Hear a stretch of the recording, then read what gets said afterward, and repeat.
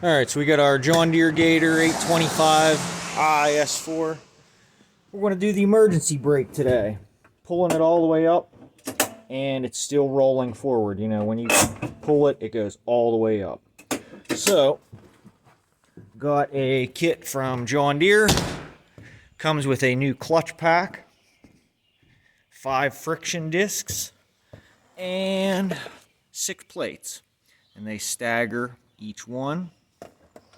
So I've gone ahead and jacked it up, got my jack stand under it, wheels chalked so it can't fall on my ass, and this is your emergency brake. It's actually a transmission brake linked right to your transmission rather than a caliper or a drum on your wheels, but it's a wet clutch design in there, and we're going to go ahead and change this pack out. Alright, so 3/4 socket. Remove these 2 bolts.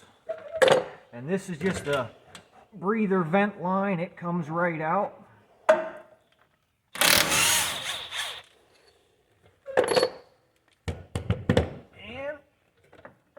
wiggle it off. Get a little bit of oil out of there. When we're done, you check the fluid. But T30 Torx bit.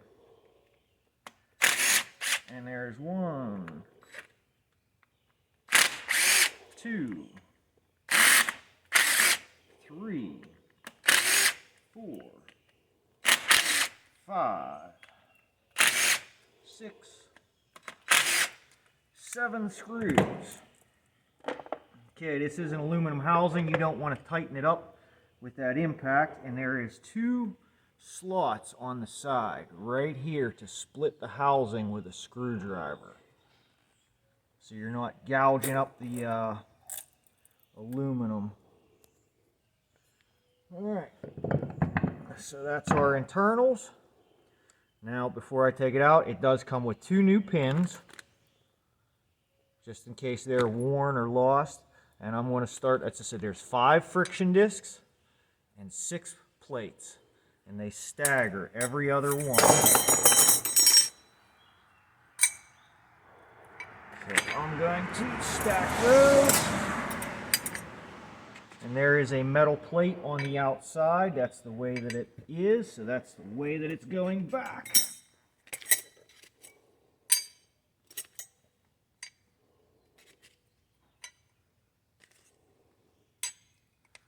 Alright, so your clutch pack should look like that when it's assembled.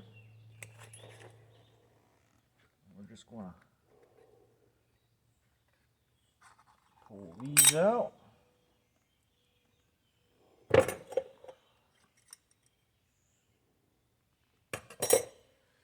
Pull our 2 guide pins out.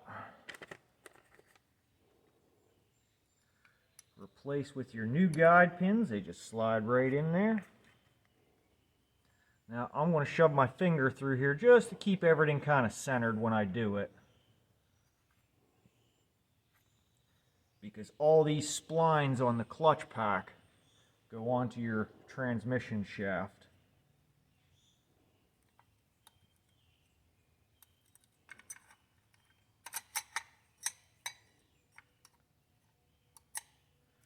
Alright, they're all back in there. Make sure your cover gasket is clean. No dirt, no debris in there. We're going to reinstall this.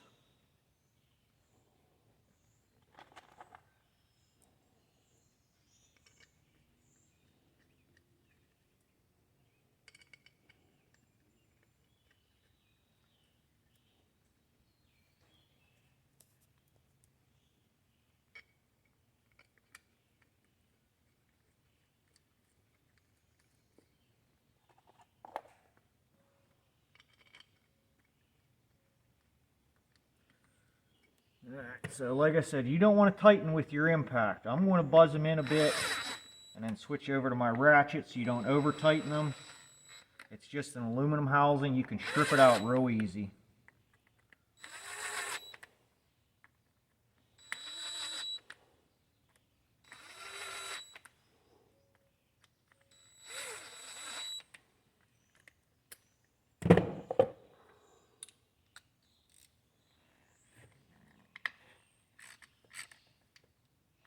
like anything, head gasket, wheel, transmission, always start and go opposites, across from each other. Put a light torque on them, and go around in an across pattern.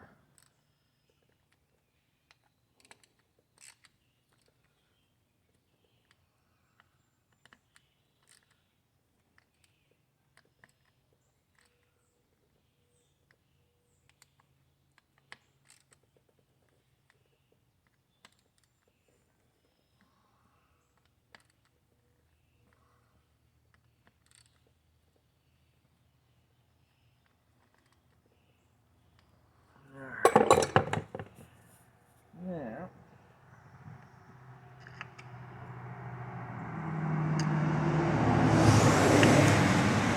just try to get those splines centered up so it goes on easy. And we're going to reinstall.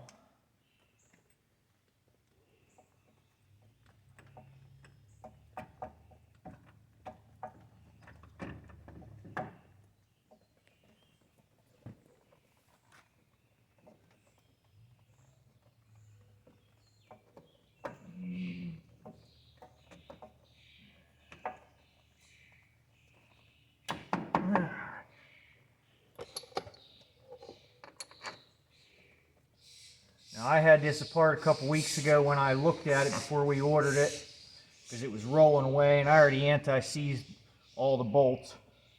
But huge advocate for anti-seize, because if you took it apart once, somebody's going to take it apart again. So same thing, not going to torque with my impact. Going to torque with a ratchet so I can feel it. Don't over tighten it or strip it.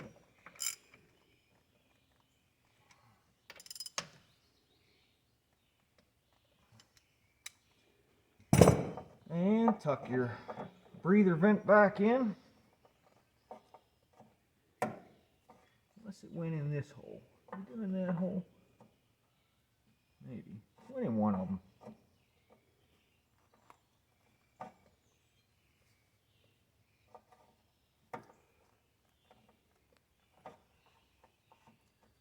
There we go.